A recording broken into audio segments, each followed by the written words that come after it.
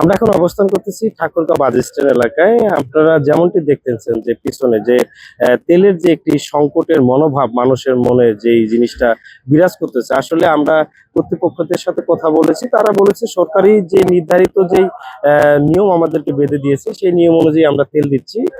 Bike ২০০ টাকা এবং বড় গাড়ি ৫০০ টাকা। কিছু গাড়ি আছে যাদেরকে ১,০০০ টাকা পর্যন্ত তেল দিচ্ছি। এখন পর্যন্ত তেলের কোনো সংকট নেই এমনটি তারা বলতেছে। ঠাকুরগাঁও যারা তেলের পাম্প মালিক আছে এবং যারা পাম্পের ম্যানেজমেন্টে যারা দায়িত্বে আছে তারা বলতেছে তেলের আসলে সেরকম কোনো সংকট নেই। কিন্তু এখানে একটু প্রশ্ন থেকেই যায়, বিপাকে পড়েছে এখানকার যারা বাইকার আছে বা ভারী যানবাহন যারা চলাচল করে তারা বলতেছে ভাই আসলে একটু কষ্ট হচ্ছে যে ২০০ টাকার তেল আসলে কতক্ষণ যাওয়া যায় বড় গাড়িগুলো। তারা যেটি বলতেছে যে এটা আসলে এক প্রকার একটু কষ্টই হচ্ছে, কারণ ২-৩ জায়গায় গিয়ে তেল নিয়ে তারপরে কর্মস্থলে ছুটে চলতে হচ্ছে। যারা আসলে কর্মব্যস্ততায় আহ, যারা বাহিরে কর্মব্যস্ততায় কাজ করে তাদের তো তেল আসলে দিনে অনেকটাই লাগে।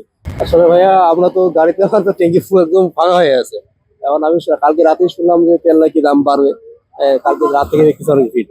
তো আমরা তো আসলে চাকরি করি মার্কেটিং এ, আমাদের তো চলতেই হবে। তাতে কিছু করার না আছে, সিরিয়ালের মধ্যে দাঁড়ায় আছি এই। যেমনটি শুনতেছিলেন তারা হচ্ছে যারা আসলে জব করে বা যারা এই মার্কেটিং জগতে কাজ করে বা যাদের বাইক হচ্ছে নিত্য প্রয়োজনীয় জীবন চালার মতো, তাদের একটু বিপাকেই পড়তে হয়েছে। এই ছিল তেল নিয়ে ঠাকুরগাঁও থেকে সর্বশেষ তথ্য। আলামিন ইসলাম, সোলানী নিউজ, ঠাকুরগাঁও।